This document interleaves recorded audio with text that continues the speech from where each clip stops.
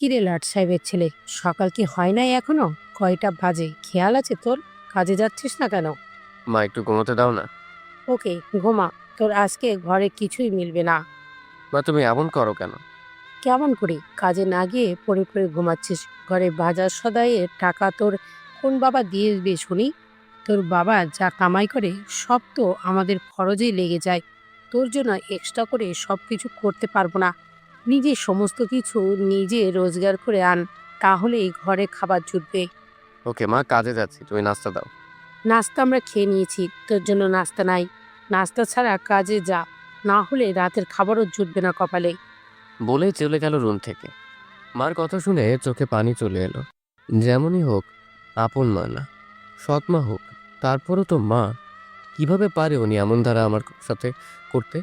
ওনারও তো একটা মেয়ে আছে, ওর জন্য তো সবসময় সব কিছু রেডি থাকে। কিন্তু আমার কপালে সামান্য নাস্তাটুকু জুটে না। আজ মা যদি বেঁচে থাকতো, এমন ধারা কোনোদিন আমার সাথে করতো না। রাত 11টা বাজে। বাসায় গিয়ে খাবার খাবো, এখনও তার নসিব হয়নি। আর ভালো লাগে না এই দুনিয়ায় কোলাহল। তার মধ্যে সৎমার প্যাচাল একদম সহ্য হয় না। দিনভর কাজ করে রোজগার করি, তাও ওনার হয় না। আরও টাকা চাই ওনার। মনে হয় আমি টাকার মেশিন। হেঁটে হেঁটে বাসায় যাচ্ছি, কোনো গাড়ি নাই যে গাড়ি করে বাসায় যাব। আর গাড়ি করে বাসায় গেলে মা দেখলেও শুরু করবে যে লাট সাহেব পায়ে চলাচল করে আসতে পারে না, গাড়ি লাগে ওনার। হুম হুম সারাদিন কাজ করে পা আর চলছে না। পায়ের গোড়ালিগুলো মনে হয় এক্ষুনি খুলে পড়ে যাবে। না, আর সম্ভব না হেঁটে যাওয়া। একটু বসে জিরিয়ে নেই, তারপর না হয় আবার বাসায় যাওয়া যাবে। রাস্তার ধারে একটা জায়গায় বসে আছি, পাশে ধান ক্ষেত, তারপর পাশে আবার পুরো জঙ্গল। ভয়ও করছে, কিন্তু ভয় করলেও কিছু করার নেই। পা যে আর চলছে না। হঠাৎ মনে হলো পাশে কেউ একজন বসে আছে আমার। পাশে ফিরে দেখলাম না, কেউ তো নেই।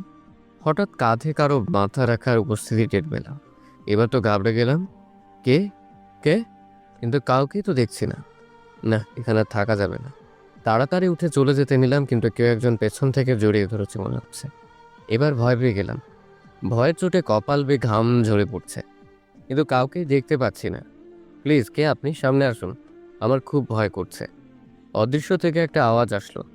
ভয় পাওয়ার কিছুই নেই। আমি তোমার কোনো ক্ষতি করব না। আর আমি তোমার সামনে আসলে তুমি সহ্য করতে পারবে না। আমার রূপ দেখলে তোমার চোখে জুতি নষ্ট হয়ে যাবে। এবার ভয়ের মাত্রাটা যেন আরো বেড়ে গেল। কে আপনি? আর আপনি সামনে আসলে কেন সহ্য করতে পারবো না?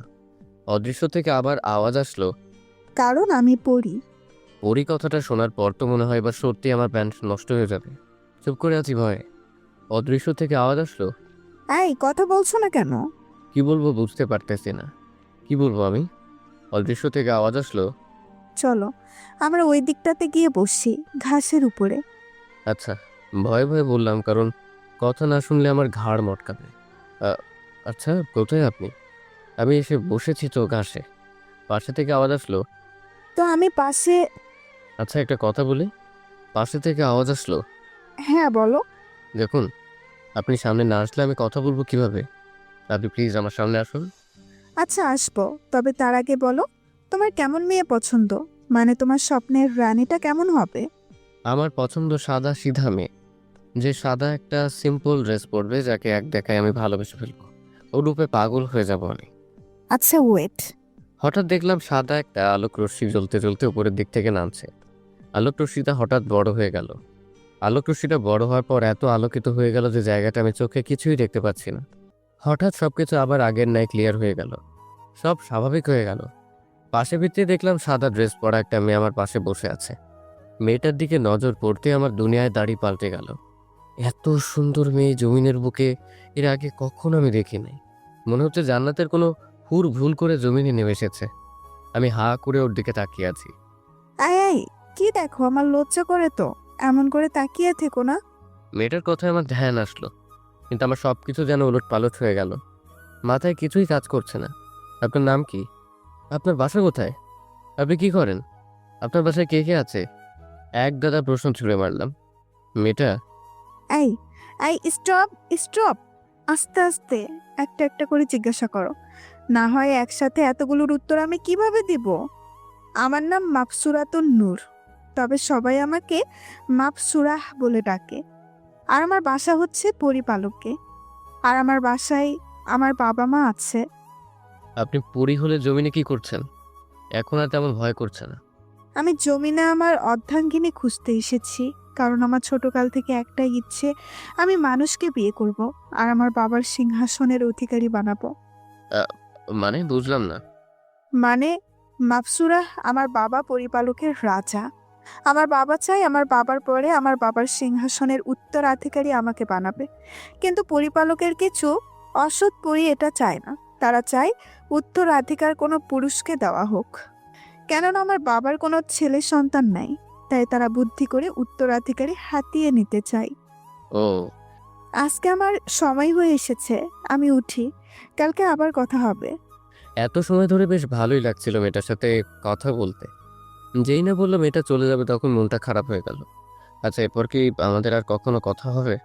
হ্যাঁ হবে, কালকে আমি আবার একই সময়ে এইখানে তোমার জন্য অপেক্ষা করব। তুমি এসো কেমন? আচ্ছা। আর মাত্র 3 মিনিট সময় আছে, আমার যেতে হবে। তুমি তাড়াতাড়ি চোখ বন্ধ করো। চোখ কেন বন্ধ করব? আরে করতে বলছি করো না, আর আমি বলার আগ পর্যন্ত চোখ খুলবে না। আচ্ছা। চোখ বন্ধ করতেই হঠাৎ মনে হলো ঠোঁট জোড়া কেউ নিজের দখলে করে নিয়েছে। কারো ঠোঁটের উষ্ণতা অনুভব করলাম। আবারও কেন যেন ভালো লাগছে। এই চোখ খুলবে না কিন্তু। আচ্ছা। নবসুরা একটু পর আমাকে ছেড়ে দিল আর বলল, আমি আমার রূপ পরিবর্তন করছি, চোখ খুললে কিন্তু তোমার ক্ষতি হবে। চোখ বন্ধ করে আছি। একটু পর মেয়েটা বলল, এবার চোখ খুলো। তারপর আমি চোখ খুললাম। তারপর নবসুরাকে আর দেখতে পাচ্ছি না। মেয়েটা গেল কোথায়? অনেক ডাকাডাকি করলাম, না, কেউ নাই। তারপর মোবাইলটা পকেট থেকে বের করে দেখলাম কয়টা বাজে। ঘড়ির টাইম দেখে মাথায় যেন আকাশ ভেঙে পড়ল। রাত 2টা বাজে। আজকে বাসায় গেলে মা আমাকে মেরেই ফেলবে। তাড়াতাড়ি করে উঠে ঘরের দিকে হাঁটা দিলাম, কিন্তু কেন যেন মনে হচ্ছে ঠোঁট জোড়া মিষ্টি হয়ে আছে। মনে হয় মিষ্টির গোডাউনে ঢুকে কয়েক শত কেজি মিষ্টি খেয়েছে। বাসায় প্রায় পৌঁছে গিয়েছি, আর একটু পথ বাকি। ও আচ্ছা, আমার পরিচয় দিতেই তো ভুলেই গিয়েছি। আমার নাম আকাশ। পড়ালেখা অনার্স 2য় বর্ষ পর্যন্ত পড়ে আর পড়া হয়নি, কারণ মা মারা যায়। পরে বাবাও আর একটা বিয়ে করে নেয়। তিনি চায় না আমি আর পড়ালেখা করি, সো অফ করে দিয়েছি। আর একটা ছোটোখাটো দোকানে কাজ করি। এই পরিচয়টা খালি গল্পের ক্ষেত্রে। এবার গল্পে আসি। বাসায় পৌঁছতেই মাকে ডাক দিলাম। মা এসে দরজা খুলে দিল, সাথে আরও এক গাদা কথা শুনিয়ে দিল। লাট সাহেবের ছেলে, এত রাত অবধি কোথায় ছিলি? তোর কি ঘরবাড়ি নাই নাকি? রাতের বেলা ঘুমটা নষ্ট করে তোর জন্য দরজা খুলতে হচ্ছে। কাল থেকে এমন হলে ঘরের জায়গা পাবি না। কি আর করা, কথা শুনে তো আমার নসিবে সবসময় লেখা আছে। মাথা নিচু করে রুমে গিয়ে ফ্রেশ হয়ে নিলাম। কিন্তু একটা জিনিস লক্ষ্য করলাম, গায়ে পরনের শার্টটা যখন খুললাম তখন একটা ঘ্রাণ আসলো নাকি। মনে হচ্ছে পাগল হয়ে যাব।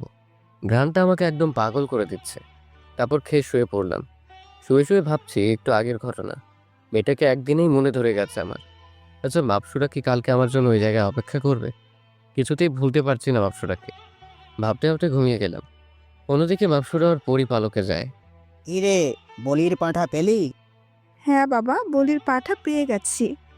তো কতদিন সময় লাগবে তোর ওকে পটাতে? বাবা বেশি দিন না, অল্প কয়েকদিন ধৈর্য ধরো তোমরা। আচ্ছা। অন্যদিকে আকাশ সকালবেলায় ঘুমের মধ্যে কিরে পানি পড়ে কোথা থেকে? ছাদ কি ছিদ্র হয়ে গেল নাকি যে বাইরে বৃষ্টি, ঘরে এসে পানি পড়ছে? ঘুম ঘুম চোখে চোখ খুলে দেখে ওর সৎমা পানির বালতি হাতে নিয়ে দাঁড়িয়ে আছে। বুঝে গেলাম পানি কোথা থেকে পড়েছিল। কিরে লাট সাহেবের ছেলে, সকাল কি হয় নাই এখনো? কয়টা বাজে খেয়াল আছে তোর? কাজে যাচ্ছিস না কেন? মা, একটু ঘুমোতে দাও না। ওকে, ঘুমা। তোর আজকে ঘরে কিছুই মিলবে না। মা, তুমি এমন করো কেন? কেমন করি? কাজে না গিয়ে পড়ে পড়ে ঘুমাচ্ছিস। ঘরে বাজার সদাইয়ের টাকা তোর কোন বাবা দিয়ে দিবে শুনি? তোর বাবা যা কামাই করে সব তো আমাদের খরচেই লেগে যায়। তোর জন্য এক্সট্রা করে সব কিছু করতে পারবো না। নিজে সমস্ত কিছু নিজে রোজগার করে আন, তাহলেই ঘরে খাবার জুটবে। ওকে মা, কাজে যাচ্ছি, তুমি নাস্তা দাও। নাস্তা আমরা খেয়ে নিয়েছি, তোর জন্য নাস্তা নাই। নাস্তা ছাড়া কাজে যা, না হলে রাতের খাবারও জুটবে না কপালে। বলে চলে গেল রুম থেকে। মার কথা শুনে চোখে পানি চলে এলো। যেমনই হোক, আপন মা না, সৎ মা হোক, তারপরও তো মা। কিভাবে পারে উনি এমন ধারা আমার সাথে করতে? ওনারও তো একটা মেয়ে আছে, ওর জন্য তো সবসময় সব কিছু রেডি থাকে। কিন্তু আমার কপালে সামান্য নাস্তাটুকু জুটে না। আজ মা যদি বেঁচে থাকতো এমন ধারা কোনোদিন আমার সাথে করতো না। ফ্রেশ হয়ে কাজে চলে গেলাম। দুপুরে হালকা কলা পাউরুটি খেয়ে চালিয়ে দিলাম। রাতের বেলা যথাসময়ে কাজ শেষ করে হেঁটে হেঁটে আসছি।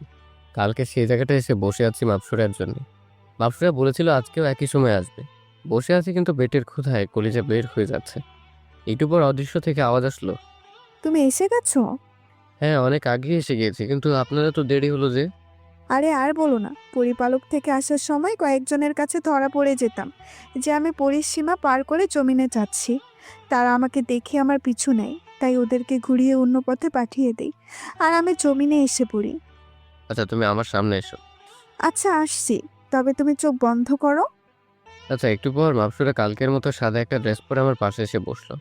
কি হয়েছে তোমার? চেহারার এমন 12টা কেন বেঁচে আছে? আসলে সকালে কিছু খেয়ে বের হইনি। তার মধ্যে দুপুরে যা খেয়েছি সব হজম হয়ে গেছে। পেটে কিছু নাই, অনেক খিদে পেয়েছে। আচ্ছা দাঁড়াও, তুমি চোখ বন্ধ করো। আবার কেন চোখ বন্ধ করব? করতে বলছি করো না। আচ্ছা। শোনো, চোখ খুলবে না পেট ভরার আগ পর্যন্ত। আর তোমার প্রিয় খাবারের নামগুলো মনে করতে থাকবে। যত সময় পেট না ভরবে ততক্ষণ চুষেই যাবে, কেমন? সব বুঝলাম, কিন্তু কি চুষবো? মাপসুরা ওয়েট বলে ওর ঠোঁটজোড়া আমার ঠোঁটের সাথে লাগিয়ে দিল। ঠোঁটজোড়া এত মিষ্টি, ইচ্ছে করছে ঠোঁটজোড়া কামড়ে ছিঁড়ে ফেলি, কিন্তু না, এটা করা যাবে না। পরক্ষণেই মাপসুরের কথা মনে পড়ল। ও বলেছে চুষার সময় প্রিয় খাবারগুলোর কথা মনে করতে। আমিও পোলাও, তারপর গরুর কলিজা ভুনার কথা মনে করলাম। হঠাৎ মনে হচ্ছে সমস্ত কিছু আমার সামনে চলে আসলো।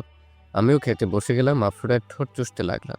আর আমার মনে হচ্ছে আমি পোলাও, তারপর গরুর কলিজা ভুনা খাচ্ছি। একদম গলা পর্যন্ত খেলাম, পেটের এক ফোঁটা জায়গা নেই। তারপর ছেড়ে দিলাম মাপসুরের ঠোঁট। পেট ভরেছে তোমার? মিষ্টি একটা হাসি দিয়ে আকাশের শরম লাগছে, কি করলাম আমি এত সময় ধরে? একটা পরীকে কিস করলাম, কিন্তু আকাশের কেন জানি মাপসুটাকে কিস করার সময় তার মধ্যে হিতাহিত জ্ঞান থাকে না। এই, লজ্জা পাচ্ছ কেন? আমি এই তো। হুম আচ্ছা মাপসুরা, আপনি এত ভালো কেন? কোথায় আমি এত ভালো? আপনি অনেক ভালো। আপনার মতো যদি সবাই ভালো হতো, বিশেষ করে আমার সৎ মাটা। কেন? কি হয়েছে তোমার সৎমার? সে অনেক কাহিনী। আচ্ছা দাঁড়াও, 1 মিনিট বলে আমার কপালে হাত রাখলো, তারপর বলল, হ্যাঁ তোমার মা তো আস্ত একটা বদ। তোমার সাথে এত অন্যায় করে কেন? সকালবেলা তোমাকে খেতে পর্যন্ত দেয়নি। আপনি জানলেন কি করে? এই তো তোমার মাথায় হাত দিয়েই সব দেখে নিলাম। কি বলেন? হ্যাঁ, আমরা কারোর মাথায় হাত দিলে তার সব পরে ফেলতে পারি। আর শোনো, তোমার মাকে আমি সাইজ করে ফেলবো, তুমি চিন্তা করিও না। প্লিজ, না না, কিছু করবেন না। উনি আমার মা। আরে তেমন কোনো ক্ষতি করব না, জাস্ট তোমাকে যাতে কষ্ট না দেয় সেই ব্যবস্থা করব। আচ্ছা, তাহলে ঠিক আছে। আচ্ছা, একটা কথা বলেন তো, আপনার ঠোঁট জোড়া এত মিষ্টি কেন? কারণ আমরা সবসময় মধু পান করি। আমাদের রাজ্যে সবকিছুর নহর আছে, আর আমাদের পরিপালকের সবার ঠোঁটে মিষ্টি। আচ্ছা, আপনি তো জমিনে এসেছেন আপনার অর্ধাঙ্গিনী খুঁজতে, তো পেলেন তাকে? হ্যাঁ পেয়েছি। তো কোথায় উনি, আর কেমন দেখতে?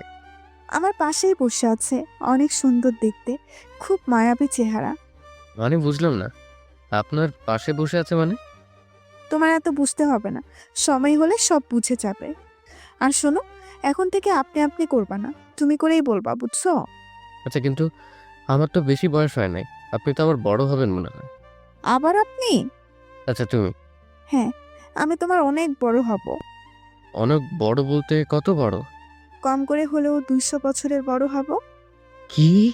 হ্যাঁ, আমাদের পরিপালকে এখনো আমার বিয়ের বয়স হয়নি। কি বলছে? সব মাথার উপর দিয়ে গেল। 200 বছর এখনো বিয়ের বয়স হয়নি? আচ্ছা শোনো, কাল থেকে আমি জমিনে যে কোনো সময় আসতে পারবো। তোমার যখন কোনো প্রয়োজন হবে আমাকে স্মরণ করবে, কেমন? আচ্ছা, তা না হলে করলাম, কিন্তু তুমি তো বলেছিলে রাতের বেলায় ছাড়া আসতে পারবে না। হ্যাঁ বলেছিলাম, কিন্তু বাবা আমাকে একটা মন্ত্র শিখিয়ে দিবে আজকে গেলে, তারপর থেকে আমি যে কোনো সময় জমিনে আসতে পারবো। ও, তাহলে তো ভালোই হবে। হ্যাঁ, আচ্ছা তাহলে আজকে আমি উঠি, পরিপালকের দরজা বন্ধ করে দিবে পরে, আবার যেতে পারবো না। আচ্ছা, ঠিক আছে, যাও। আমি যাচ্ছি, কিন্তু কোনো মেয়ের দিকে তাকাবে না বলে দিলাম। তাকালে চোখ তুলে ফেলবা একদম। আচ্ছা। চোখ বন্ধ করো। তারপর চোখ বন্ধ করলাম, তারপর মাপসুরা চলে গেল। আজকে অনেক দেরি হয়ে গেছে, বাসায় গেলে আম্মু চেঁচামেচি করবে। দূর করলে করুক, তাতে সমস্যা নাই। এত সুন্দর একটা সময় উপভোগ করলাম, তার কাছে আম্মু সামান্য বকা কিছুই না। বাসায় চলে গেলাম, আম্মু ঝাড়লো কতক্ষণ, তারপর খেয়ে শুয়ে পড়লাম। সকালে উঠে আবার প্রতিদিনের ন্যায় কাজে চলে গেলাম। কাজ করছি এমন সময় সাজ্জাদের ফোন। ওটা রিসিভ করে, হ্যাঁ সাজ্জাদ বল। কোথায় তুই? কেন দোকানে? এখন একটু ফার্ম গেটে কাজ আছে। আচ্ছা দাঁড়া, মালিক থেকে ছুটি নিয়ে আসছি। তারপর 1 ঘন্টার জন্য ছুটি নিয়ে চলে গেলাম। ফার্মগেট পৌঁছে সাজ্জাদকে ফোন দিলাম, কোথায় তুই? রাস্তার এই পারে শপিং মলের সামনে দাঁড়িয়ে আছি, তোকে দেখতে পাচ্ছি আমি। রাস্তা ক্রস করে এই পাশে চলে আয়। আচ্ছা দাঁড়া আসছি। বলেই ফোন রেখে রাস্তা ক্রস করবে এমন সময় একটা বড় ট্রাক জোরে আমার দিকে তেড়ে আসলো। রাস্তার অন্যদিকে যাব, সেদিকে আবার অন্য রাস্তার গাড়ি চলাচল করছে। সামনে আগাবো, সামনে বড় গাড়িটা তেড়ে আসছে। কি করব বুঝতে পারতেছি না। মাথায় হাত দিয়ে বসে গেলাম, আর মাপসুরার কথা মনে করলাম। হঠাৎ দেখলাম ট্রাকটা আমার মাথার উপর দিয়ে চলে গেল। আমি তো অবাক। হঠাৎ পেছন থেকে কে একজন কাঁধে হাত দিয়ে বলল, তুমি ঠিক আছো? পিছন ফিরে দেখি মাপসুরা। তুমি এখন এখানে কিভাবে আসলে? আর গাড়িটা মাথার উপর দিয়ে কিভাবে গেল? তোমাকে কালকে কি বলেছিলাম মনে নেই? যে আমি যে কোনো সময় এখন থেকে জমিনে আসতে পারবো, আর গাড়িটা আমি উড়িয়ে নিয়ে গেছি, আর তুমি এখন আমাকে স্মরণ করলে তাই চলে এলাম। না হয়তো তোমার বড় ধরনের বিপদ হয়ে যেত। ও হ্যাঁ, আশপাশে দেখতে লাগলাম। সবাই তো স্বাভাবিক, কেউ এদিকে তাকাচ্ছেও না। কিন্তু এত বড় একটা গাড়ি যে মাথার উপর দিয়ে অস্বাভাবিকভাবে চলে গেল, কারোর চোখে গিয়ে পড়ে নাই? মাথায় কিছু কাজ করছে না। চিন্তার কোনো কারণ নেই, তুমি যা দেখেছো তার কেউ দেখেনি। এবার বুঝলাম মানুষ কেন স্বাভাবিক। আচ্ছা, তুমি কোথায় যাচ্ছ? সাজ্জাদ ফোন করে কেন জানি আসতে বলছে।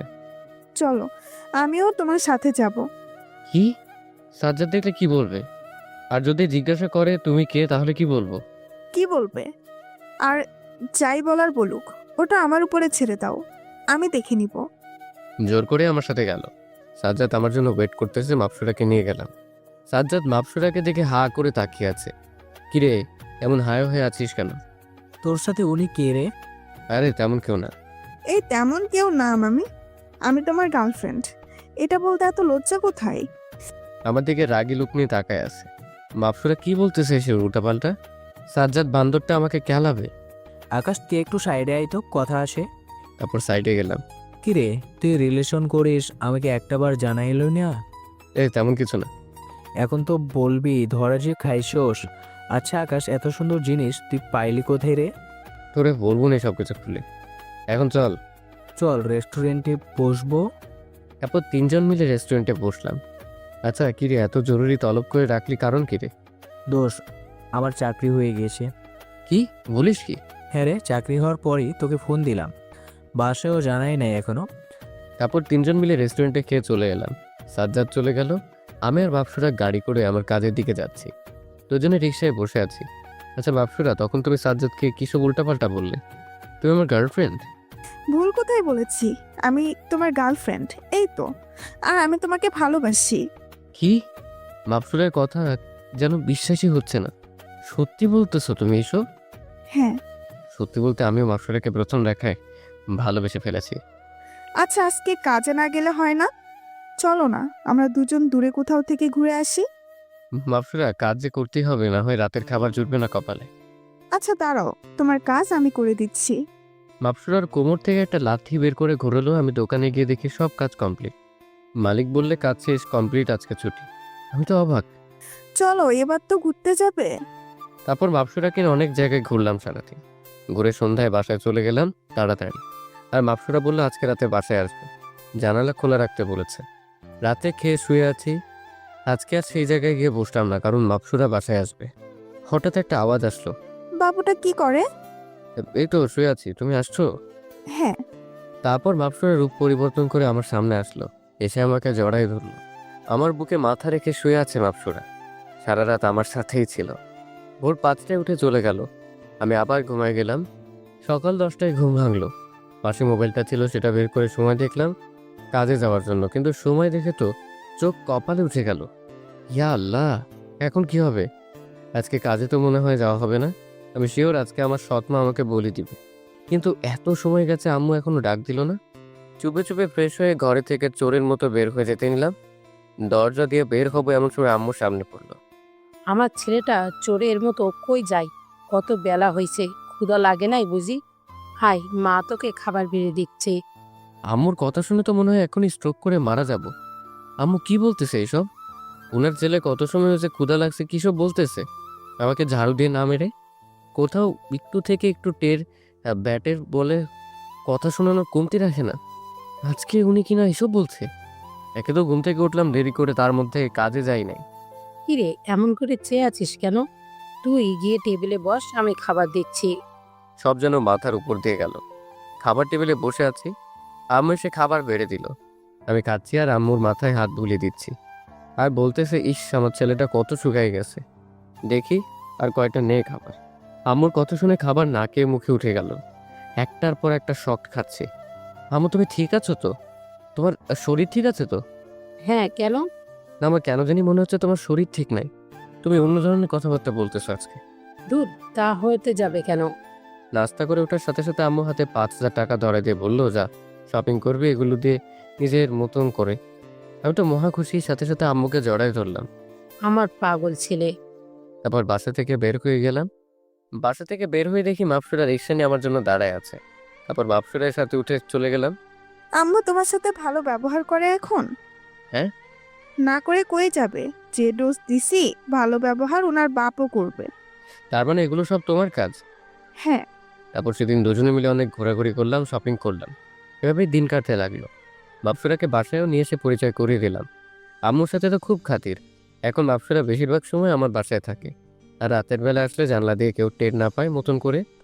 দোকানে চাকরিটা ছেড়ে দিয়েছি, অন্য একটা ভালো জায়গায় জবের জন্য ট্রাই করছি। হঠাৎ একদিন সাজ্জাদের সাথে দেখা হলো, দুই বন্ধু মিলে অনেক আড্ডা দিলাম। আচ্ছা, ভাবির ব্যাপারে কিছু বলবি না যে? বলবো, তবে কোনো রিয়াক্ট করবি না। আচ্ছা, তারপর সব খুলে বললাম। তো মনে হয় এই দুনিয়ায় নাই। তুই কি বলতেছিস এসব? তুই কি জানিস ও তোরে এই জমিন থেকে নিয়ে যাবে? পরে কোনো দিন আর এই জমিনে আসতে পারবি না। কি বলিস কি এসব? হ্যাঁ, ও তোরে নিয়ে চলে যাবে। তাহলে এখন কি করব? কি করবি? ছেড়ে দে। না, আমি এটা পারবো না। ওরে আমি অনেক ভালোবাসি। ওরে ছাড়লে আমি নিজেই মরে যাব। তাহলে তুই গেছোস, মনে কর। প্লিজ দোস্ত, এমন করে বলিস না। পারলে এমন কিছু একটা বলে দে যাতে করে সে আমার সাথে জমিনে থাকে। আমার কাছে এমন কোনো সলিউশন নাই, তবে এক পরিচিত মানুষ আছে যে জিন পরিদের নিয়ে কাজকর্ম করে। ওনার সাথে কথা বললে হয়তো কিছু হতে পারে। তাহলে তুই একটু কথা বলে দেখ। দাঁড়া, ফোন দে। তারপর ফোন দিল সাজ্জাদ। কথা বলে সাজ্জাদ ফোন রেখে দিছে। কিরে, কি বললো? এক্ষুনি গিয়ে ওনার সাথে দেখা করতে বলল। চল এখনই গিয়ে দেখা করব। তারপর দুজনে মিলে দেখা করলাম। উনি যা বললো মাথায় তো কিছুই কাজ করতেছে না। কিভাবে করব আমি এসব মাপসুরের সাথে? উনি বললো মাপসুরাকে দুনিয়ায় রেখে দেওয়ার একটাই পথ, সেটা হচ্ছে মাপসুরের সাথে শারীরিক সম্পর্ক করা। আর মাপসুরের মাথা থেকে একটা চুল কেটে এমন এক জায়গায় লুকিয়ে রাখবো যেটা আমি ছাড়া কেউ জানে না। কিন্তু এটা কিভাবে করব আমি? না, আমি এসব করতে পারবো না। তাহলে বাদ দাও ওই মেয়ের চিন্তা। না না, আমি পারবো। এই ধরো, এটা নিয়ে যাও, এখানে কিছু মন্ত্রের পানি আছে। তারপর সাজ্জাদকে নিয়ে বাসায় চলে আসলাম। মাথা যেন ভৌ ভৌ করে ঘুরতেছে। মাপসুরা যদি আমাকে ভুল বুঝে, না, আমাকে এটা করতেই হবে। মাপসুরাকে নিজের করে পেতে হলে এটা আমার করতেই হবে। রাতের বেলায় মাপসুরা জানালা দিয়ে আসলো। এই তো শুয়ে আছি। মাপসুরা এসে আমাকে জড়ায় ধরে আমার বুকে শুয়ে গেল। মাপসুরা তুমি একটু দাঁড়াও, আমি আসছি। তারপর একটা গ্লাসে করে শরবতের সাথে মঞ্চের পানিটা মিশিয়ে দিলাম। এটা কি? শরবত নাও, আমরা সবাই খেয়েছি। তোমার জন্য অল্প করে রেখে দিয়েছিলাম। আচ্ছা, কলিজা দাও। মাপসুরা গট গট করে পুরো গ্লাস খতম করে দিল। একটু পর আকাশ, আমার কেমন জানি মাথা ঘুরতেছে, চোখ মুখ অন্ধকার হয়ে আসতেছে। তারপর ধাপ করে আমার বুকের উপরে পড়ে গেল। লোকটা আমাকে যেমন যেমন বলে দিয়েছে আমি তেমন তেমনই করব এখন। প্রথমে মাপসুরার সাথে শারীরিক সম্পর্ক করলাম। তারপর চুল কেটে বাসার বাগানের ছোট গাছটার নিচে পুঁতে রেখে আসলাম। তারপর এসে মাপসুরাকে জড়ায় ধরে ঘুমিয়ে পড়লাম। সকালবেলা কান্নার আওয়াজে ঘুম ভাঙে। উঠে দেখি মাপসুরা বিছানার এক কোণে বসে কান্না করতেছে। কি হয়েছে মাপসুরা? কি হয়েছে তা জানিস না? ঢুমের বাচ্চা, তুই কিভাবে পারলি আমার এমন ধারা সর্বনাশ করতে? কি ক্ষতি করেছিলাম আমি তোর? মাপসুরা, তুমি শোনো আমার কথা একবার। কি শুনবো? হ্যাঁ, তোর মতো ছেলেকে ভালোবাসাই আমার ভুল ছিল। আমি আর কোনোদিন পরিপালকে যেতে পারবো না, আমার মা বাবাকে দেখতে পারবো না। মাপসুরা শোনো আমার কথা। মাপসুরা কোনো কথাই শুনতেছে না, বুকে মারতেছে, খামচি দিচ্ছে। মাপসুরা, আমার বুক আঁচড় দিয়ে ছিঁড়ে ফেলছে।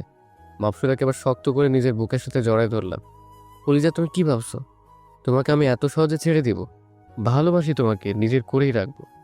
সাত, তুই আমাকে একদমই স্পর্শ করার চেষ্টা করবি না। মাপসুরা নিজেকে ছাড়িয়ে নিল। এইবার দেখবি তুই আমার আসল রূপ। এতদিন ভালোবাসতি তাই কিচ্ছু করি নাই, এখন থেকে তোকে জ্বালাই মারবো, খচ্চর বেটা। কলিজা, যা হওয়ার হয়েছে, চলো আমরা বিয়ে করে নতুন করে সংসার করি। না, ইম্পসিবল। তোর সাথে কোনো দিনে আমি সংসার করব না। ওকে, তুমি তার ওই পরিপালকে যেতে পারবে না, কিন্তু রাতে যে তোমাকে আদর করছি সমানে, যখন বাবু হবে তোমার, তখন মানুষে তোমাকে ছি ছি করবে। এই না না, আমি তোমাকে বিয়ে করব। এই তো এবার আসছো লাইনে।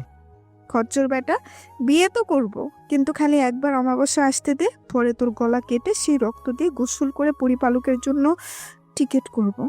সেদিন তারপর মাপসুরাকে বিয়ে করে নেয়। কোর্টে তাদের বিয়ে হয়। বিয়ের সময় আকাশের মা বাবা সবাই ছিল, কিন্তু মাপসুরার কেউ ছিল না। বিয়ে করে মাপসুরাকে বাড়িতে নিয়ে আসে। আর আকাশের মাও এখন ভালো হয়ে গেছে। ওই দিনের পর থেকে, যেদিন থেকে মাপসুরা আকাশের মাকে শিক্ষা দিয়েছিল। মাপসুরা রুমে বসে আছে, আজ আমার বাসর রাত। রুমে ঢুকে দেখি মাপসুরা খাটের উপরে বসে বসে আচার খাচ্ছে। আচার খাচ্ছে ভালো কথা, কিন্তু সারা হাত মুখ এভাবে ভরাইছে যে মনে হচ্ছে ও কোনো ছোট বাচ্চা। হেই মাপসুরা, কি করছো এইসব? আমার দিকে ঘুরে তাকালো, আবার আচার খাওয়াই মন দিল। আজীব তো মনে হয়। আমি ওকে বলি নাই। মাপসুরা তোমাকে কিছু জিজ্ঞেস করেছি? হ্যাঁ বলো। কি করছো কি? কি করব, আচার খাচ্ছি। তা তো আমিও দেখতে পাচ্ছি, কিন্তু সারা হাতে মুখে লাগিয়ে তোমার আচার খাইতে হবে কেন? কোথায় সারা হাতে মুখ লাগিয়েছি? তোমার মুখে হাত দিয়ে দেখো কোথায় কোথায় আচার লাগিয়েছো। মুখে হাত দিয়ে খুঁজতে লাগলো, কিন্তু খুঁজে পাচ্ছে না মাপসুরা। খুঁজে না পেয়ে আকাশের দিকে জিজ্ঞাসু দৃষ্টিতে তাকালো। দাঁড়াও দেখাচ্ছি বলে মাপসুরা ঠোঁটের দিকে এগিয়ে যেতে থাকে। মাপসুরা ছোট বাচ্চার মতো চুপ করে বসে আছে। আকাশ হঠাৎ করে মাপসুরের ঠোঁটের পাশে লেগে থাকা আচারের টুকরাটা নিজের ঠোঁটে লাগিয়ে নিয়ে নেয় আর মাপসুরের ঠোঁট কামড়ে দেয়। ওই ডুমের বাচ্চা, তুই আমার ঠোঁটে কামড় দিলি কেন? আকাশকে মারতে থাকে। মাপসুরের হাতগুলো শক্ত করে চেপে ধরে পেছন থেকে ওকে জড়িয়ে ধরলাম। স্যার বলছি, তোকে আমি ভালোবাসি না, আর তুই আমাকে জড়িয়ে ধরলি কেন? তুই না বাসলে নাই, আমি তো বাসি। আর আমি তোমার বর, তাই আর তোমাকে জড়িয়ে ধরেছি। আসছে আমার বর। কলিজা না আমার, যা হয়েছে হয়েছে, ভুলে যাও। চলো না আমরা দুজন নতুন করে সবকিছু শুরু করি। কখনোই না। আর কিসের শুরু আর কিসের শেষ? 1 বছর, তারপর আমি তোকে ছেড়ে চলে যাব। তোর বাচ্চা হলে তোকে দিয়ে আমি চলে যাব যেদিকে চোখ যায়। এখন অনেক দেরি, আর তার জন্য তো ভালো করে প্ল্যান করতে হবে। বলেই মাপসুরাকে খাটের উপরে ফেলে দেয়। চুপচাপ শুয়ে আছে, কারণ সে এখন নিরুপায়। ওর কিছু করার ক্ষমতা নাই এখন। মাপসুরার চুলে নিজের মুখ গুজে দেয়। আকাশের মনে হচ্ছে পৃথিবীর সবচেয়ে সুন্দরতম ঘ্রাণ কোনো কিছু থাকলে সেটা হচ্ছে মাপসুরের চুলের ঘ্রাণ। আকাশ মাপসুরের ঘাড়ে থুতনিতে সব জায়গায় পাগলের মতো চুমু খেতে থাকে। তারপর আবার তাদের মধ্যে। পাঠক ভাইরা বাদ দেন, বুঝেন তো, এ তো স্বামী স্ত্রীর মাঝে কি হতে পারে। তারপর আকাশ মাপসুরাকে নিজের বাহুডোরে আঁকড়ে ধরে ঘুমিয়ে পড়ে। এভাবেই দিন চলতে থাকে। অন্যদিকে মাপসুরের বাবা মা তো প্যারেশান হয়ে যাচ্ছে, মাপসুরা কেন বাড়িতে ফিরছে না। পরে ওনারাও জমিনে নেমে আসে। তারপর মাপসুরের খোঁজ বের করে মাপসুরের কাছে যায়। আকাশ তখন ঘরে ছিল না। মামসুরা, এটা কিভাবে করতে পারলি তুই? বাবা, আমি ইচ্ছে করে এমন করিনি। সবগুলো ওই ডুমের বাচ্চাটা প্ল্যান করে করছে। আচ্ছা তাহলে শোন, এই নে, এই জিনিসটা রাখ একটা বই দিয়ে। এর মধ্যে কয়েকটা মন্ত্র আছে। তার মধ্যে একটি মন্ত্র হারানো শক্তি ফিরে পাওয়ার। সেটা 3 মাস লাগাতার রাত 12টার পরে পড়বি। আর পড়ার সময় খেয়াল রাখবি যাতে করে আকাশ না দেখে, কারণ তুই মন্ত্র পড়ার সময় তোর চোখগুলো সবুজ হয়ে যাবে। আর কেউ দেখলে সাথে সাথে জ্ঞান হারাবে। আর শোন, আকাশকে বলি দিব আসছে যে সামনের অমাবস্যার রাতে, সেটাও মাথায় রাখিস। তার সাথে সাথে তোর শক্তি ফিরে পাওয়া চাই। আচ্ছা বাবা। আচ্ছা থাক, আমরা চলে যাচ্ছি, আর মাঝে মাঝে তোর সাথে এসে দেখা করে যাব। তারপর তিনারা চলে যেতে নিলে দরজার সামনে আকাশের মুখোমুখি হয়। কি আপনারা কারা? তখন দৌড়ে এসে বলে, এনারা আমার মা বাবা। তারপর দুজনের পায়ে ধরে সালাম করে। বাবা, আপনারা কোথায় যাচ্ছেন এই ভর দুপুরে? আমরা চলে যাচ্ছি। কি বলছেন কি বাবা, চলে যাবেন মানে? আজই তো আসলেন। না, আসলে অনেক কাজ, যেতে হবে। বাবা, অন্তত দুপুরে খাবারটা খেয়ে যান। আচ্ছা, তুমি যখন এত করে জোর করছো, তাহলে খেয়ে যাই। তারপর দুপুরে তিনারা খেয়ে চলে গেলেন। মাপসুরা রুমে বসে বসে সাজুগুজু করছে। আকাশ পেছন থেকে গিয়ে মাপসুরাকে জড়িয়ে ধরে। মাপসুরের হাতে থাকা একটা সেফটি পিন ছিল, সেটা গিয়ে আকাশের ঘাড়ে ঢুকিয়ে দেয়। আকাশ ব্যথায় তাড়াতাড়ি মাপসুরাকে ছেড়ে দেয়। মাপসুরা, কি করলে তুমি এটা? ঘাড় থেকে রক্ত বের হয়ে পড়ছে, ব্যথায় যেন আকাশের দম বের হয়ে যাবে। আরও ছোট জিনিস মাংসপেশির মধ্যে ঢুকিয়ে দিয়েছে। তোকে কতবার বারণ করেছি, তোকে আমি ভালোবাসি না, তাও কেন তুই আমার সাথে জোরাজুরি করিস?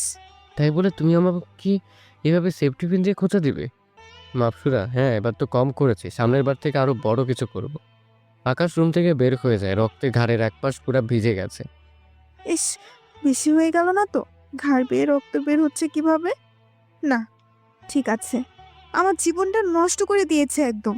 ওর জন্য এই শাস্তি কম হয়েছে। ওকে তো আমি মেরে ফেলবো। ওটাই হবে ওর জন্য উপযুক্ত শাস্তি। ওর মার কাছে যাই, মা দেখো তো কি হয়েছে। বাবা, কি করে হলো এটা তোর? আরে মা বলো না, কোথায় যেন একটা খোঁচা লেগেছে। আকাশের মা ফার্স্ট এড বক্স বের করে আকাশের ঘাটটা মুছে দেয় আর মলম দিয়ে ছোট করে ব্যান্ডেজ করে দেয়। আকাশ এই অবস্থায় ঘর থেকে বের হয়ে যায়। রাত 10টা বাজে, এখনো বাসায় আসে না। মাপসুরের ক্ষুধায় পেট ফেটে যাইতেছে, কারণ আকাশের সাথে বিয়ে হওয়ার পর থেকে আকাশ জোর করে নিজের হাতে খাইয়ে দিত। আকাশের হাতে খেতে খেতে ওর অভ্যেস হয়ে গেছে। রাত 11টা বাজে, আকাশ এখনো বাসায় আসে না। এদিকে মাপসুরের অবস্থা খারাপ, খিদে যে লেগেছে ওর, মনে হয় পেটের মধ্যে ইঁদুর হট্টগোল শুরু করে দিয়েছে খাওয়ার জন্য। মাপসুরা না খেয়ে শুয়ে আছে। একটু পর দরজায় কে যেন খটখটায়। মাপসুরা দৌড়ে গিয়ে দরজা খুলে দেয়। দরজা খুলে দেখে আকাশ। এই সময় কোথায় ছিলে তুমি? আকাশ কোনো কথা নেই, চুপচাপ রুমে গিয়ে শুয়ে পড়ে। মাপসুরা আকাশের পেছনে পেছনে রুমে আসে। তুমি? শুয়ে পড়লে যে? আমার খিদে পেয়েছে, আমাকে খাওয়াবে কে? আকাশ কথা নাই, কাঁথা মুড়ি দিয়ে অন্য কাত হয়ে শুয়ে পড়ে। আকাশ, ওই সময়ের জন্য সরি। আকাশ চুপ। আকাশ প্লিজ, আমার ভুল হয়ে গেছে, আমাকে মাফ করে দাও। আকাশ তাও চুপ। এবার ফ্লোরে বসে কান্না করে দেয়। আমার খুব খিদে পেয়েছে, আমাকে কিছু খাওয়াই দাও। আকাশ, এবার এই মেয়ে কানের সামনে প্যান প্যান না করে দূরে গিয়ে প্যান প্যান করো। শরীর খারাপ এমনিতে, ঘুমোবো আমি, এখন ঘুমে ডিস্টার্ব করবো না। মাপসুরা উঠে চলে যায় রুম থেকে। আকাশ, কিরে মেয়েটার আর কোনো আওয়াজ পাচ্ছি না, মেয়েটা গেল কোথায়? তোর যেখানে যাওয়ার যাক, আমার কি? ভালোবাসি তাই বলে এমন দাম দিবে আমার ভালোবাসা? মাপসুরা রুম থেকে চলে আসে, কারণ এখন মন্ত্র পাঠ করার সময় এসেছে। তাই আকাশের সামনে থাকলে চলবে না। তাই সে একটা নির্জন জায়গায় চলে আসে। আকাশ ঘুমিয়ে পড়ে। রাতে বাজে 1টা। চোখটা মাত্র লেগে এসেছে, এমন সময় কেউ একজন তার গায়ের কাঁথা সরিয়ে তাকে জড়িয়ে ধরার চেষ্টা করে। আকাশ ঘুরে ঠাস করে একটা থাপ্পড় লাগায় দেয়। আকাশ লক্ষ্য করে দেখে মাপসুরের গালে হাত দিয়ে বসে আছে। কি সমস্যা তোমার? হ্যাঁ, আমাকে না বারণ করেছো তুমি আমায় ভালোবাসো না? আর তোমার সাথেও যেন এসব রসিকতা না করি। মাপসুরের গালে হাত দিয়ে কান্না করে দিছে। ভালোবাসি না তো, কিন্তু আমার যে ঘুম আসতেছে না। তোমাকে জড়িয়ে ধরতে ধরতে জড়িয়ে ধরে ঘুমানোর অভ্যাস হয়ে গেছে। তো আমি কি করব? ঘুম আসলে আসুক, না আসলে না আসুক, সেটা তোমার ব্যাপার। কিন্তু আমি তোমাকে জড়িয়ে ধরতে পারবো না। আর বেবিটা হলে তুমি তারপর যেখানে খুশি চলে যাও, সমস্যা নেই। সে তো যাবো, কিন্তু এখন আমি জড়িয়ে ধরে ঘুমাবো। আমার তোমাকে জড়িয়ে না ধরলে ঘুম আসে না। সরি, তা হচ্ছে না। না, আমি জড়িয়ে ধরে ঘুমাবো। দরকার হয় তুমি আমাকে আরো 2টা থাপ্পড় দাও, তাও জড়িয়ে ধরতে দাও। দূর, শান্তিমতো ঘুমোতেও পারবো না। রাগ করে বিছানা ছেড়ে উঠে চলে যায়, উঠে বারান্দায় চলে যায়। বিছানায় বসে আছে আর আকাশের গুষ্টি উদ্ধার করতেছে। ডুমের বাচ্চা করে কেমন দেখ না, কি ভাব, জড়িয়ে ধরেছি বলে ঘুম আসে না। না হয় রামসাগল, তোকে আমি কোনোদিন জড়িয়ে ধরতাম না। অন্যদিকে আকাশ বারান্দায় দাঁড়িয়ে দাঁড়িয়ে ভাবতেছে, কেমন মেয়ে রে বাবা। রাগ করছি কোথায়, রাগ ভাঙাবে তা না, উল্টো আরও বলে কিনা বেবি হলে ছেড়ে দিয়ে চলে যাবে। কিন্তু এখন ঘুম আসে না দেখে আমাকে জড়িয়ে ধরে ঘুমাবে। যদি ভালোবেসে বলতো তাহলে ঠিকই দিতাম।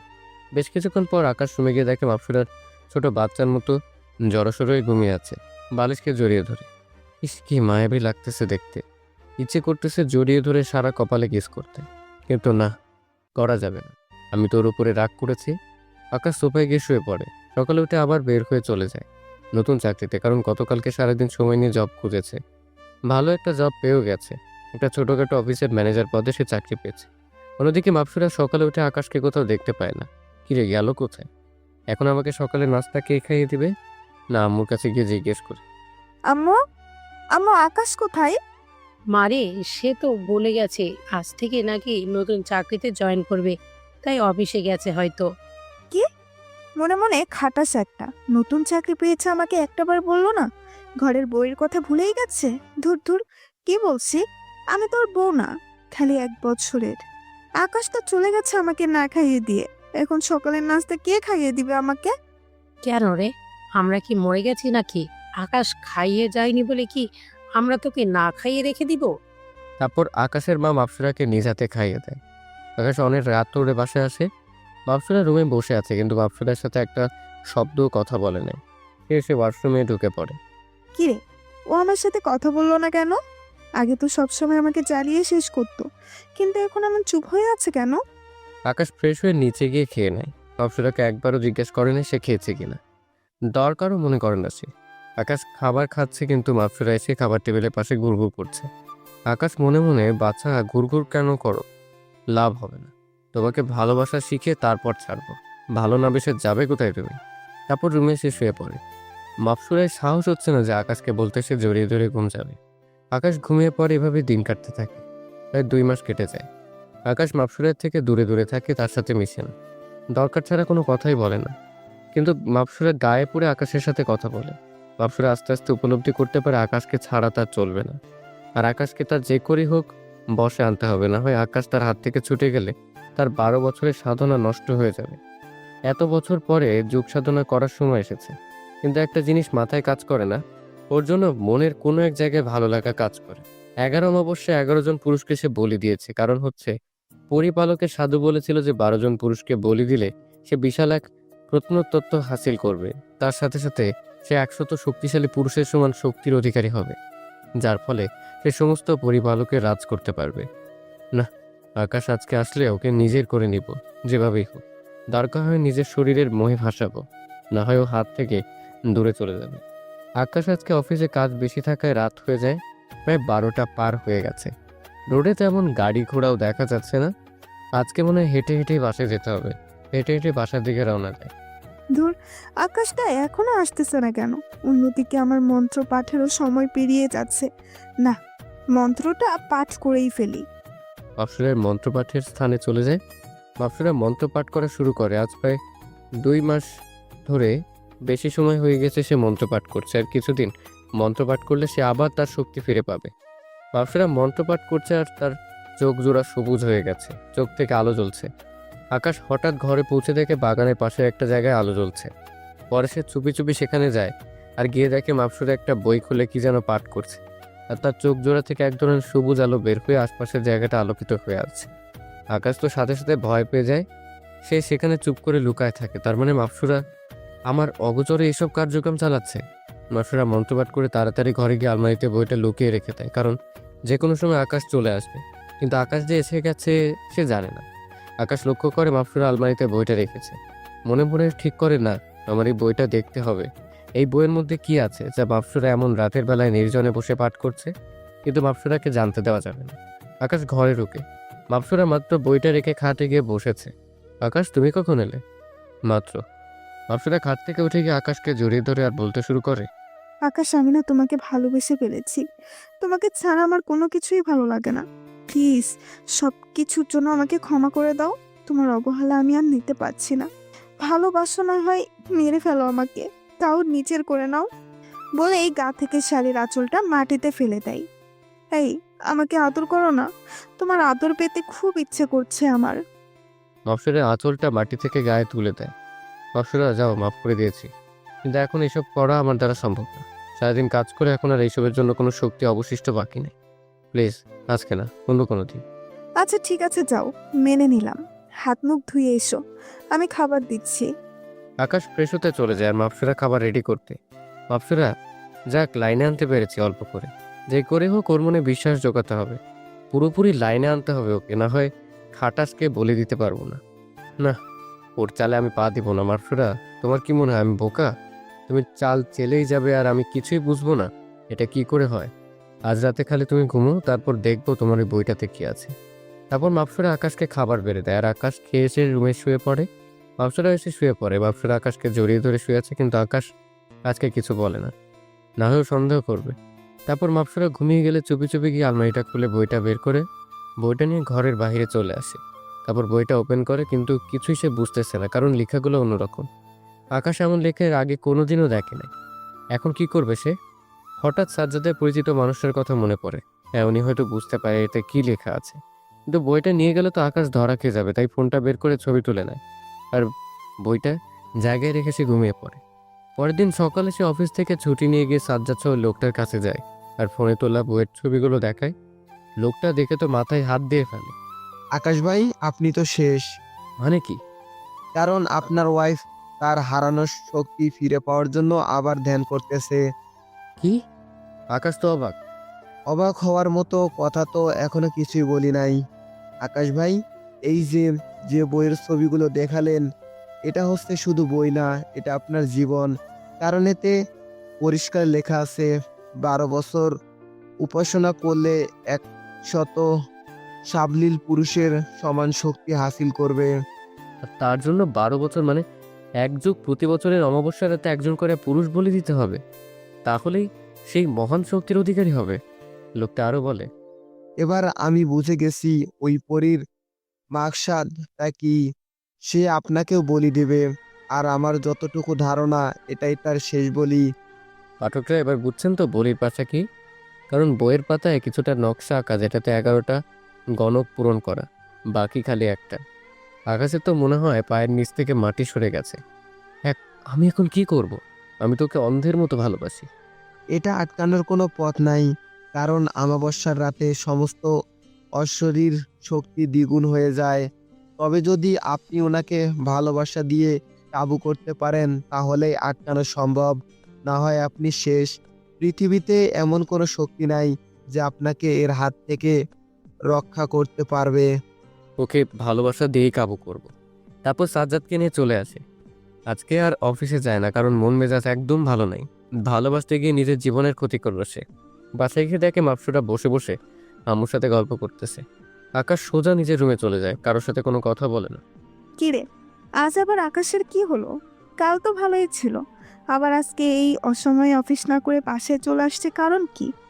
আকাশ কি কিছু জেনে গেল না তো? না, উপরে গিয়ে দেখি। আকাশ রুমে মন মরা হয়ে বসে আছে। না, ভালোবেসে যখন ভুল করেছি, তাহলে ভুল দিয়ে ওকে শুদ্ধ করবো, না হয় নিজের জীবন দিয়ে। আয় আকাশ, কি হয়েছে তোমার? আজ এমন অসময়ে বাড়িতে যে? ভালো লাগছে না, তাই চলে এসেছি ছুটি নিয়ে। কি হয়েছে তোমার? দেখি আমার বাবুটার চোখ মুখ এত কালো করে রেখেছে কেন? মনে মনে কেন করো এমন মিথ্যা আদিক্ষেতা? উপরে সমাদর করে লাভ কি যদি ভিতরটাই নষ্ট হয়? আচ্ছা মাপসুর, আমি কি দেখতে খারাপ? আমি কি কারোর ভালোবাসা পাওয়ার যোগ্য না? কি বলতেছো তুমি এইসব? হ্যাঁ, তুমি দেখতে খারাপ কেন হবে? তোমার মতো কিউট এই জগতে আর একটাও নাই। আর কে বলেছে ভালোবাসা পাওয়ার যোগ্য না? হ্যাঁ, একটু আমার কাছে আসো। মাপসুরা আকাশের কাছে গিয়ে বসে। তারপর মাপসুরের থুতনিতে হাত দিয়ে মাপসুরের ঠোঁটে চোখের পাপড়িতে ভালোবাসার পরশ এঁকে দেয়। আকাশের চোখ বেয়ে অঝরে পানি ঝরে পড়তেছে, কারণ সবটাই মিথ্যা। সে এক মিথ্যের ভ্রমরি নিয়ে সংসার করছে। মাশরুকা তো অবাক। কি হয়েছে এই আকাশের? আবার এমন পাগলের মতো কেন করছে? এই কলিজা, এমন করতেছো কেন? আর কান্না কেন করতেছো? অপসরা প্লিজ, আজকে কোনো প্রশ্ন করো না। আজকে তোমার মধ্যে ডুবে যেতে দাও। অপসরা, অপসরা তোমায় জড়িয়ে ধরতে দিবে আমায়? দিব তো কলিজা, তুমি না ধরলে আমায় কে জড়িয়ে ধরবে? মাপসুরাকে অনেকটা সময় জড়িয়ে ধরে থাকে। মাপসুরেরও কেন জানি খুব ভালো লাগছে। মাপসুরাকে জড়িয়ে ধরে কান্না করছে। না, আর না, কান্না করব না। এবার তোমাকে সত্যি আমি ভালোবাসা উপলব্ধি করাবো। আকাশ হুট করে মাপসুরাকে ছেড়ে দিয়ে বাসা থেকে বের হয়ে যায়। তো তো তো তো তো, কি হয়েছে এইসব? সারাদিন আর ঘরে আসে না। বেশ রাত করে বাসায় ফেরে। মাপসুরা ঘুমেছিল, তাই সেও এসে ঘুমিয়ে পড়ে। সকালে উঠে অফিসে চলে যায়। মাপসুরা ঘুমে তখন। এভাবে আরও কিছুদিন যায়। আকাশ একদম মন মরা হয়ে গেছে, কারোর সাথে কোনো কথা বলে না, বিশেষ করে তো মাপসুরার সাথে একদমই না। কেমন একটা যেন পাগলের মতো হয়ে গেছে। রাতের বেলায় মাপসুরা ঘুমিয়ে গেলে বাসায় আসে। আবার সকালে মাপসুরা ঘুম থেকে ওঠার আগে চলে যায়। মাপসুরা, কিরে আকাশের কি হয়েছে? কিছুই তো বুঝে আসছে না। মাপসুরা কিছু একটা লক্ষ্য করে। আকাশ কেমন যেন হয়ে গেছে। ওকে আমাকে উপলব্ধি করে পারে না, না ওর অন্য কোথাও চক্কর চলছে। আগের মতো তেমন কথাবার্তা বলে না। কেমন ধরনের যেন একরোখা হয়ে গেছে। পাগল পাগল লাগে দেখতে ওকে। না অন্য কারোর সাথে রিলেশন আছে, সে আমার সাথে ভালো করে কথা বলে না। না, এটা হতে পারে না। আমার স্বামীর ভাগ আমি কাউকে দিব না। ও খালি আমাকেই ভালোবাসবে। ওর উপরে শুধু আমার অধিকার আছে, আর কারণ নেই। মাপসুরাও আকাশকে ভালোবেসে ফেলেছে, কিন্তু সে নিজেও জানে না এটা কেমন ভালোবাসা। কারণ সামনে অমাবস্যা চলে আসতেছে। আকাশকে বলি দিতে হবে। অন্যদিকে আকাশ বেশ রাত করে বাসায় আসে। আর আজকে মাপসুরা তার নিজের শক্তি ফিরে পেয়েছে। আকাশ সাথে বাসায় এসে দেখে মাপসুরা অন্যদিকে মুখ করে শুয়ে আছে। আকাশ মাপসুরাকে ডাক দেয়, মাপসুরা, তুমি কি ঘুমিয়ে গেছো? আকাশ আজ অনেকদিন পর মাপসুরার সাথে নিজ থেকে কথা বলেছে। মাপসুরা না বলে যখন এদিকে ফিরে, আকাশ মাপসুরাকে দেখে বিকট আওয়াজে চিৎকার মারে। কারণ মাফসুরের চোখ জোড়া সবুজ হয়ে গেছে। মাফসুরের চেহারা বিভৎস হয়ে গেছে। ওর মুখ থেকে আগুনের ফুলকি ঝরে ঝরে পড়ছে। মাফসুরা পৈচাসিক হাসি হাসছে আর আকাশের গলা চেপে ধরে বলতে থাকে, কি মনে করেছিলি তুই আমার সাথে শারীরিক সম্পর্ক করে আমার শক্তি নষ্ট করে দিলেই সবকিছু দমে যাবে? এটা তোর ভুল ধারণা। এই যে দেখ, আমি আমার শক্তি ফিরে পেয়েছি। ওই দিন তো জোর করে আমার সাথে শরীর নিজের বশ করেছিস, আজ আমি জোর করে তোর শরীর বশ করব। আকাশের চোখ দিয়ে টপ টপ করে পানি ঝরে পড়ছে, কারণ মাফসুর আকাশের গলা খুব জোরে চেপে ধরেছে। ওর নড়ার মতো শক্তিও নাই। মাফসুরা নিজের শরীর থেকে কাপড় খুলে ফ্লোরে ছুঁড়ে ফেলে দেয় আর আকাশের ঠোঁট জোড়া নিজের করে নেয়। আকাশ চুপ করে শুয়ে আছে। ওর মনে হচ্ছে রুহু এক্ষুনি বের হয়ে যাবে। মাফসুরের ঠোঁট জোড়া অগ্নিশিখার মতো গরম হয়ে আছে। আকাশে যেন নিঃশ্বাস নিতেও কষ্ট হচ্ছে, কিন্তু তাও মাফসুরা ক্ষমা দিচ্ছে না। আকাশ আর সহ্য করতে না পেরে বেহুশ হয়ে যায়। মাফসুরা লক্ষ্য করে আকাশ আর কোনো রেসপন্স করছে না। কেমন লাগে এখন? নিজের মধ্যে সব প্রতিশোধ দমিয়ে রেখেছিলাম, আজ তো মাত্র উসুল করা শুরু করলাম। সামনে দেখ আরো কত কিছু হয়। মাফসুরা আকাশকে বিছানায় ফেলে রেখে উঠে ওয়াশরুমে চলে যায়। ফ্লোরে পড়ে থাকা কাপড়গুলো নিয়ে মাফসুরা নিজের রূপে ফিরে এসেছে। ওয়াশরুম থেকে বের হয়ে এসে দেখে আকাশ এখনো বিছানার অবস্থায় পড়ে আছে। মাফসুরের কেন জানি খারাপ লাগছে আকাশের জন্য। একটু আগে তার মধ্যে কোনো হিতেহিত জ্ঞান ছিল না। সে আকাশের সাথে কি করেছে? জগ থেকে পানি নিয়ে আকাশের মুখে ছিটা মারে। আকাশ আস্তে আস্তে চোখ খুলে দেখে মাফসুরা ওর সামনে, কিন্তু ওর ভয়ঙ্কর রূপটা এখন আর নাই। আকাশ চুপ করে আছে। এই, এখন কেমন লাগছে তোমার? আকাশ মনে মনে, সাপের চামড়া পরিবর্তন হয় সময়কালে, কিন্তু এই মেয়ে রূপ পরিবর্তন করে মিনিটে মিনিটে।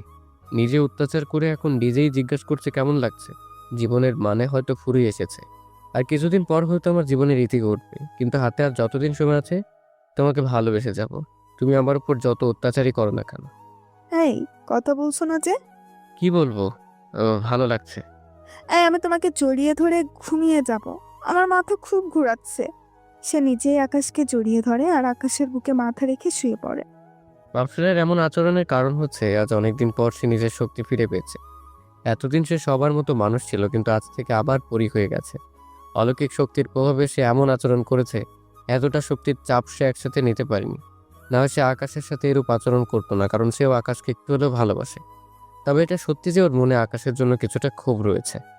আকাশও চুপ করে শুয়ে আছে মাফসুরাকে জড়িয়ে ধরে। আচ্ছা, মাফসুরা একটা কথা জিজ্ঞেস করব, তার সঠিকটা উত্তর দিবে আমায়। হ্যাঁ, দিব, বলো। তুমি কি আমায় সত্যি ভালোবাসো? সত্যি ভালোবাসি কিনা জানি না, আর এটা কি ভালোবাসা কিনা তাও জানি না। তবে এটা সত্য যে তোমাকে জড়িয়ে না ধরলে আমার ঘুম আসে না। তোমার হাতে খাবার না খেলে আমার পেট ভরে না। মনের কোণে কোনো এক জায়গায় তোমাকে অবস্থান দিয়ে ফেলেছি। তবে হ্যাঁ, তুমি আমার জন্য 7 রাজার ধন। তোমার দ্বারাই আমার স্বপ্ন পূরণ হবে। আকাশ সবটাই জানে, কিন্তু মাফসুরাকে কিছু বুঝতে দিবে না সে। তুমি আমায় ভালোবাসো কিনা সেটা তুমি জানো না, তবে আমি তোমায় খুব ভালোবাসি, নিজের থেকেও বেশি ভালোবাসি। তোমার জন্য নিজের জীবন দিয়ে দিতেও পারবো। জীবন দিতে 2 মিনিটও ভাবতে হবে না আমার। আমি তো তাই করব। তোমার জীবনই নিব। তোমার রক্তের বদলতে যে আমার 7 রাজার ধন মিলবে, তোমাকে যে মরতেই হবে। কি বলছো কি তুমি এইসব? জীবন দিবে মানে? তোমার কিছু হলে আমার কি হবে? আকাশ নিজে নিজে জীবন তো তুমিই নিবে, মিথ্যে আশ্বাস কেন দিচ্ছ? আরে না, কথার কথা বলেছি। আমি আরো ভেবেছি কি না কি। এই আর একটা কথাও না। এখন ঘুমাবো দুইজন। আচ্ছা। তারপর দুজন মিলে ঘুমিয়ে পড়ে। সকালে মাফসুরা ঘুম থেকে উঠে দেখে আকাশ চায়ের কাপ হাতে নিয়ে দাঁড়িয়ে আছে। এই, তুমি কেন কষ্ট করে চা আনতে গেলে? আকাশ মনে মনে, কাল তো ভেবে নিয়েছি যতদিন সময় আছে তোমায় ভালোবেসে যাব। কেন আনতে পারি না বুঝি? এই, না, তা কেন? কই দেখে দাও, আমার বড়টা কষ্ট করে চা করে আনছে।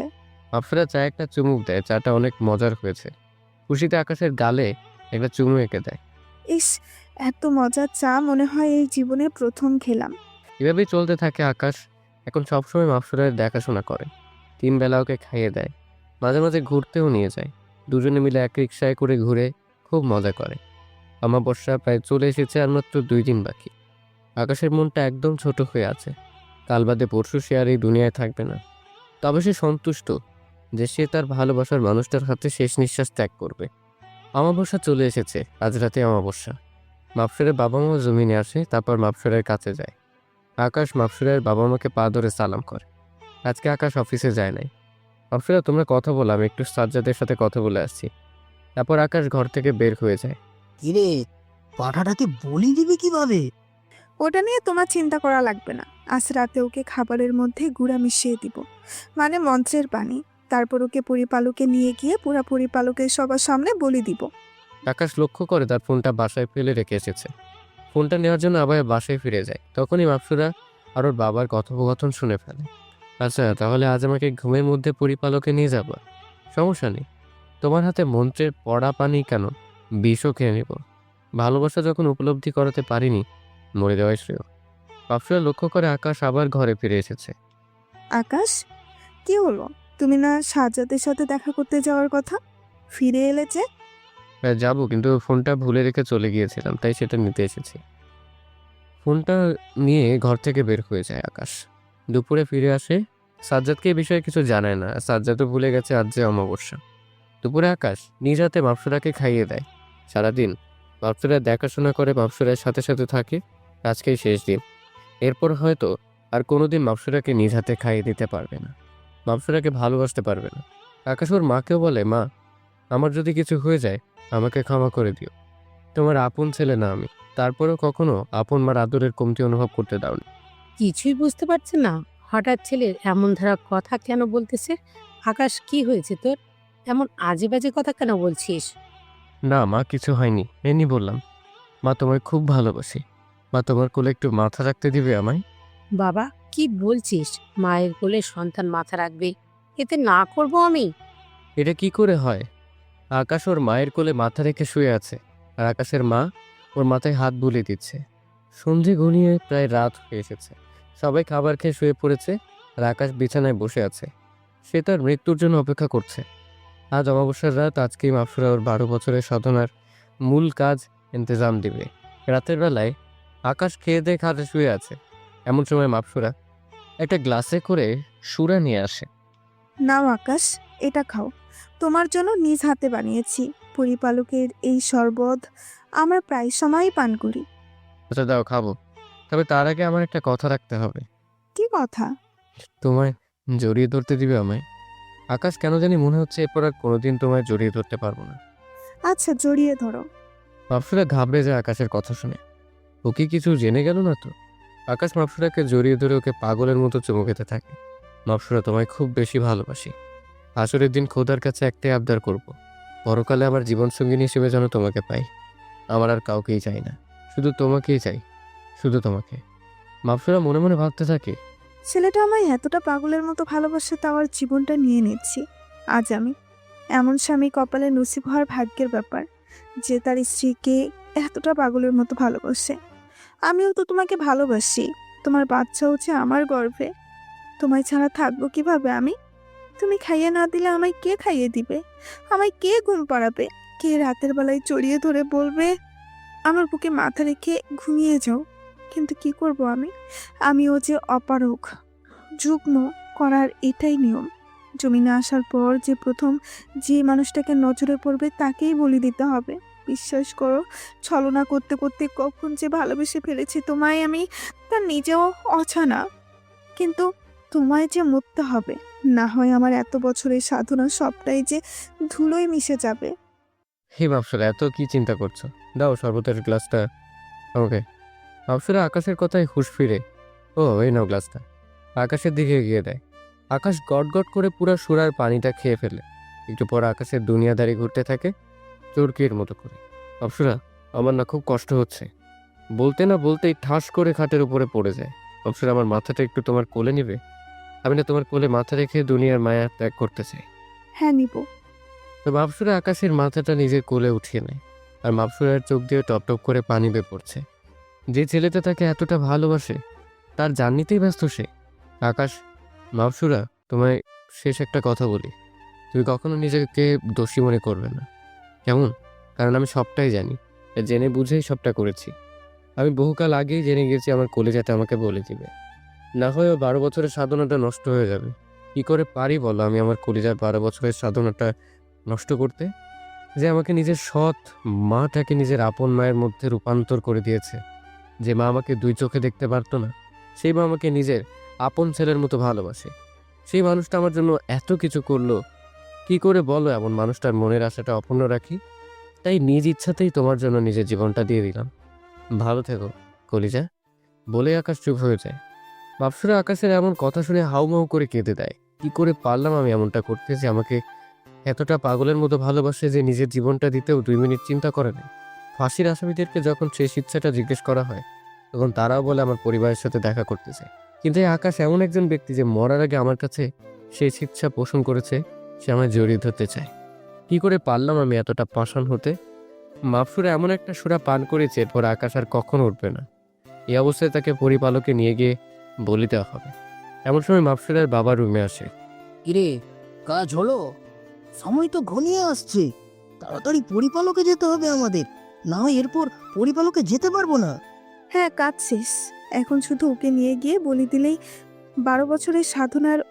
কিরে, তুই এমন কান্না করছিস কেন? ওর তো খুশি থাকার কথা, তোর এত বছরের সাধনা যে পূরণ হচ্ছে।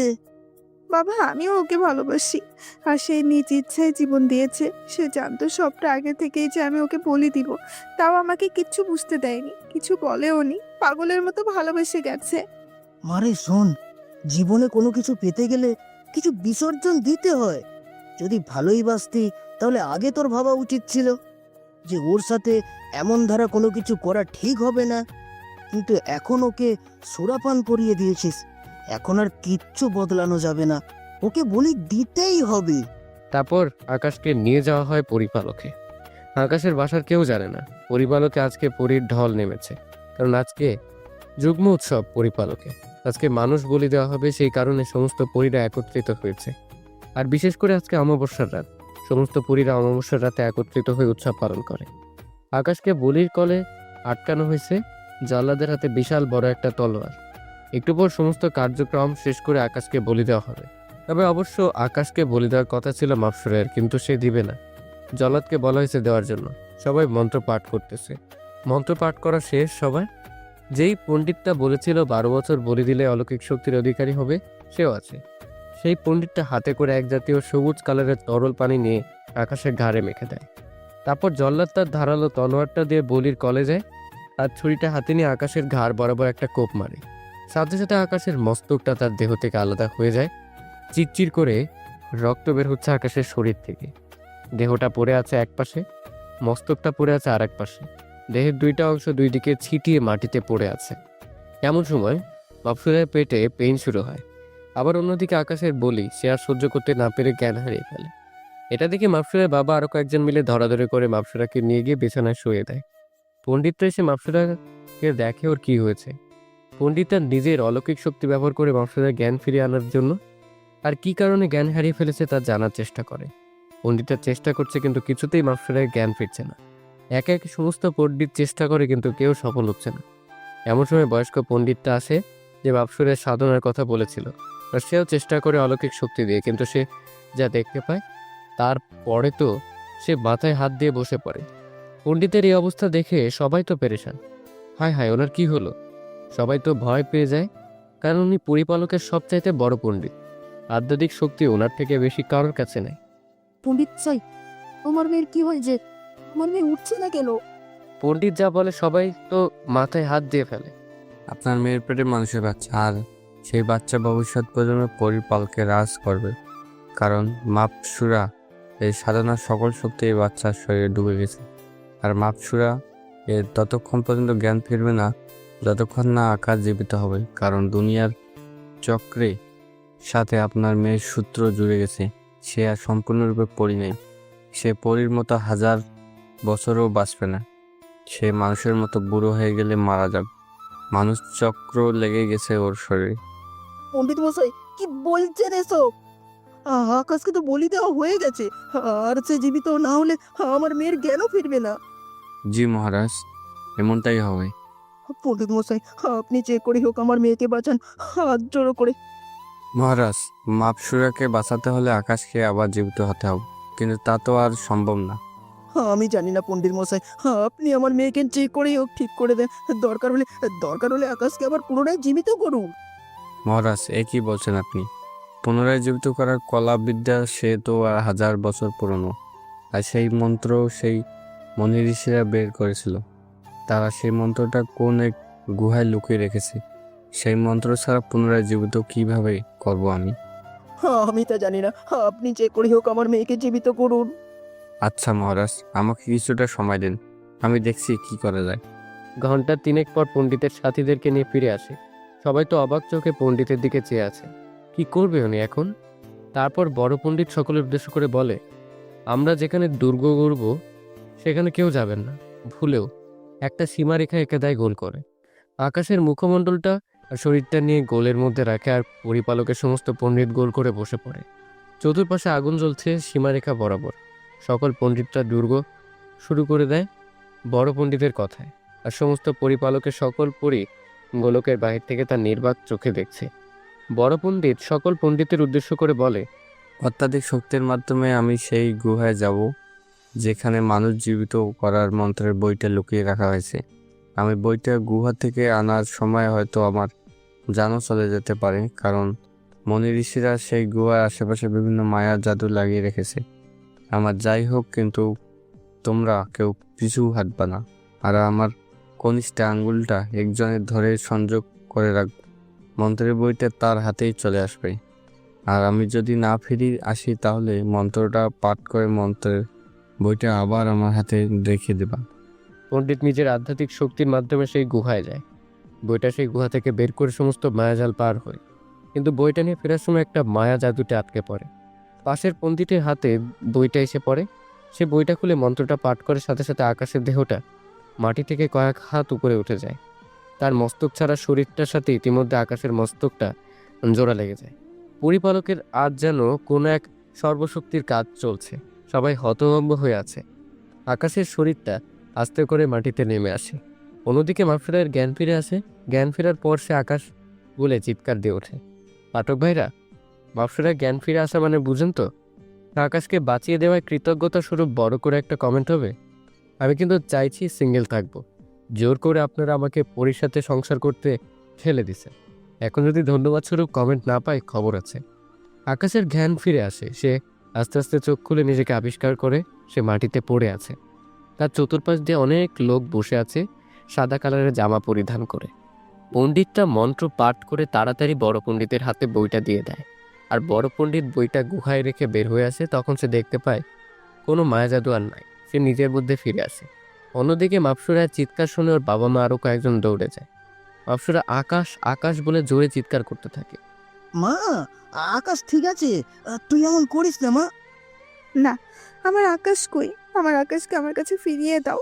আমার আকাশকে চাই, আমি ওকে দেখবো। মানে তুই একটু শুয়ে রেস্ট কর, আকাশ ঠিক আছে, ওর কিচ্ছু হয়নি, কিচ্ছু হয়নি। না, আমি আকাশকে দেখবো। বলে জোর করে বিছানা ছেড়ে উঠে পড়ে আর ঘর থেকে বের হয়ে আকাশ আকাশ বলে চিৎকার করতে থাকে। আকাশ আস্তে আস্তে ওঠার চেষ্টা করে মাটি থেকে। অপসরা লক্ষ্য করে হাজার হাজার পরীর ভিড়ে আকাশ দাঁড়িয়ে আছে। পণ্ডিতের দুর্গ করাও শেষ। অপসরা পরিপালকের পরীদেরকে ঠেলে দৌড়ে গিয়ে আকাশকে ঝাপটে ধরে আর পাগলের মতো চুমু খেতে থাকে আকাশের সারা শরীর। আমার কলিজার কিছু হয়নি তো বলে আকাশের ঘাড়ে ঠোঁটে কপালে চুমু খেয়েই যাচ্ছে। সবাই তো শরমে চোখ বন্ধ করে রেখেছে। মেয়েটা করছে কি? কলিজা, আমি তো ঠিক আছি, তুমি এমন করছো কেন? আর আমাকে না বলি দেওয়া হয়েছিল, তাহলে জীবিত হলাম কি করে? এমন সময় পণ্ডিত একজন এগিয়ে এসে সে আর বলতে, জীবিত হলেন কিভাবে? মাথার ঘাম পায়ে পড়েছে আমাদের আপনাকে জীবিত করতে। অপসরা আকাশকে ঝাপটে ধরে আছে। মনে হয় সে যে ছেড়ে দিলে আকাশ কোথাও হারিয়ে যাবে। আকাশও মাপসুরাকে জড়িয়ে ধরে। এরপর আকাশকে আর মাপসুরাকে রাজসভায় নিয়ে যাওয়া হয়। মাপসুরার বাবা আর পরিপালকের সকলে মেনে নেয় আকাশকে, কারণ মহারাজ আদেশ করেছে। আর তার চেয়ে বড় কথা, আকাশকে মারলে মাপসুরাও মরে যাবে। সেই রাতে আদরে আবার বিয়ে হয় এবং সকল পরীদের সামনে মাপসুরের বাবা আকাশকে পরিপালকের রাজা হিসেবে ঘোষিত করে। তবে আকাশের পর আকাশের আর মাপসুরের সন্তানই হবে এই রাজসভার অধিকারী। আকাশ তারপর মাপসুরাকে নিয়ে পরিপালক থেকে ফজরের আগেই বাসায় ফিরে আসে। কেউ টেরও পায় না। সারাদিন আকাশ আর মাপসুরা জমিনে থাকে। রাতের বেলায় পরিপালকে যায়, কারণ এখানে তারা যখন ইচ্ছে হয় পরিপালকে যেতে পারে। কিছুদিন পর মাপসুরের বাবু হয়। আকাশ সবসময় ওর খেয়াল রাখে। কিছুদিন পর ওদের ফুটফুটে একটা বাচ্চা হয়। গায়ের রং ধবধবে সাদা, মাপসুরের মতো, কিন্তু চেহারা পুরো আকাশের উপরে গিয়েছে। এভাবেই চলতে থাকে। 6 বছর পর তানিম দৌড়াচ্ছে খাবার খাবে না বলে।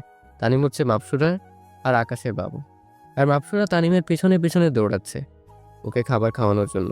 তানিম কোথায় গিয়ে জানি লুকিয়ে পড়ছে। এমন সময় আকাশ এসে মাপসুরাকে পেছন থেকে জড়িয়ে ধরে ওর ঘাড়ে নাক ঘষতে থাকে। আমার কলিজাটা কি করে। তোমার বান্দর পোলাটারে খাওয়াইতেছি, কিন্তু কোথায় গিয়ে যে লুকিয়ে পড়ছে খাওয়ার ভয়ে কে জানে। মাপসুরা তানিমকে এত ডাকে কিন্তু তানিম বের হয় না। আমার ছেলে অনেক ভালো, দেখছো, সে জানে তার পাপা এখন তার মাকে আদর করবে বলে কোলে তুলে নেয়, আর ওদের বেডরুমে গিয়ে মাপসুরাকে ছেড়ে দিয়ে রুমের দরজা বন্ধ করে দেয়। চলো তানিমের জন্য একটা খেলার সাথী আনি। লাগবে না, একটাকেই পারি না সামাল দিতে, তিনার আরো একটা চাই। তোমার না লাগলে নাই, আমার লাগ বলে মাপসুরাকে আদর করতে শুরু করে। এমন সময় তানিম দরজার সামনে এসে দরজা বাড়ি দিতে থাকে। মাম্মাম, তোমরা কোথায়? তানিম, তোমার পাপা তোমার মাম্মামকে আদর করছি, তোমার সাথে খেলার জন্য একটা সাথী আনতে। আচ্ছা বাবা, বেশি করে করো কেমন? আমার খেলার সাথে যেন তাড়াতাড়ি পাই আমি। বদলোক একটা, খবিস, নিজের ছেলেকে কেউ এসব বলে? দেখছো তোমার ছেলে কত স্মার্ট, সে বলছে বেশি করে আদর করতে, আমি তাই করব। ওই মিয়ারা, আপনারা কি শোনেন? হ্যাঁ, ওরা আদর করবে এটাও শুনতে হবে আপনাদের? যান সবাই নিজের বউকে গিয়ে আদর করেন।